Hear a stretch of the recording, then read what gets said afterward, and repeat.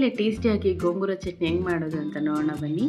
ಒಂದು ಬಾಣಲಿಗೆ ಅಥವಾ ಒಂದು ಕಡಾಯಿಗೆ ಸ್ವಲ್ಪ ಎಣ್ಣೆ ಹಾಕ್ಕೊಂಡು ಗೋಂಗೂರ ಸೊಪ್ಪನ್ನ ಚೆನ್ನಾಗಿ ನೀರು ಹಾಕ್ದೇನೆ ಅದು ಬೇಯೋ ಹಾಗೆ ಮಾಡಿ, ಆ ಬಿಸಿಗೆನೆ ಅದೇ ಕರಗಿ ಚೆನ್ನಾಗಿ ಬೆಂದ್ಕೊಳ್ಳುತ್ತೆ.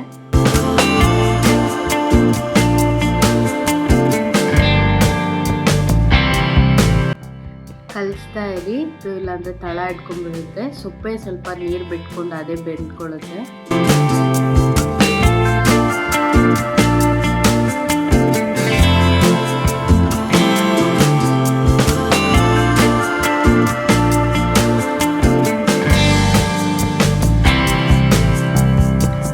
ಇವಾಗ ಪೂರ್ತಿಯಾಗಿ ಬೆಂದಿದೆ. ಸ್ವಲ್ಪ ತಣ್ಣಗಾಗಕ್ಕೆ ಬಿಟ್ಟು ಮಿಕ್ಸಿ ಜಾರ್ಗೆ ಹಾಕ್ಕೊಂಡು ರುಬ್ಕೊಳ್ಳೋಣ.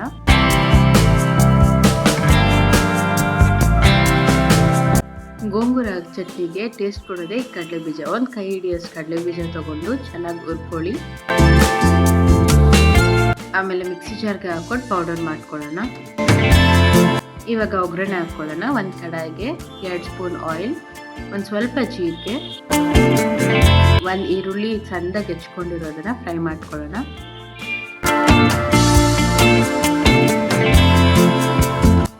ಇವಾಗ ಸ್ವಲ್ಪ ಕರಿಬೇವು ಹಾಕ್ಕೊಳ್ಳೋಣ. ಒಂದು ಮೀಡಿಯಮ್ ಸೈಜ್ ಟೊಮೆಟೊನ ಸಣ್ಣದಾಗಿ ಹೆಚ್ಕೊಂಡು ಹಾಕ್ಕೊತಾ ಇದ್ದೀನಿ. ಟೊಮೆಟೊನು ಸ್ವಲ್ಪ ಚೆನ್ನಾಗಿ ಬೇಯಬೇಕು ಎಣ್ಣೆಯಿಂದನೇ.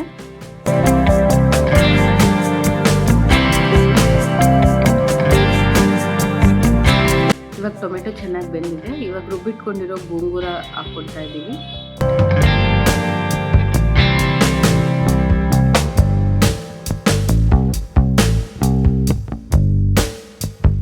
ಎಲ್ಲ ಒಂದ್ಸರಿ ಮಿಕ್ಸ್ ಆಗುವಂಗೆ ಕಲಿಸ್ಕೊಂಡು ಇವಾಗ ರುಚಿಗೆ ತಕ್ಕಷ್ಟು ಉಪ್ಪು, ಸ್ವಲ್ಪ ಅರಿಶಿನ, ಅರ್ಧ ಸ್ಪೂನ್ ಧನಿಯಾ ಪುಡಿ, ಅರ್ಧ ಸ್ಪೂನ್ ಖಾರದ ಪುಡಿ ಹಾಕ್ಕೊಂಡು ಮಿಕ್ಸ್ ಮಾಡ್ಕೊತಾ ಇದ್ದೀನಿ.